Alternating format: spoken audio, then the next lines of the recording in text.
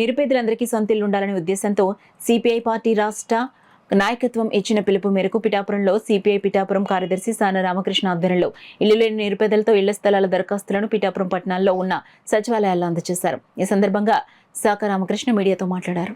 ఈ దరఖాస్తు చేసుకునే కార్యక్రమం ఇవాళ పార్టీ పిలుపులో భాగంగా పిఠాపురం నియోజకవర్గంలో ఆయా సచివాలయాల దగ్గర ఇవ్వడం జరిగింది.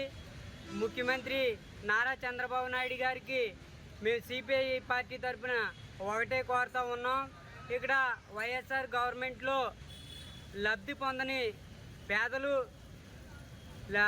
1 సెంటున్నర ఇచ్చిన ప్రజలు చాలామంది బాధితులు ఈ కూటమి ప్రభుత్వంలో హామీ ఇచ్చిన ప్రకారం గ్రామాల్లో 3 సెంట్లు, పట్టణాల్లో 2 సెంట్లు ఏవైతే మీరు హామీ ఇచ్చారో అందులో భాగంగానే ఇవాళ మేము సిపిఐ పార్టీ తరఫున అర్జీలు సేకరించి ఆయా సచివాలయంలో ఇవ్వడం జరిగింది.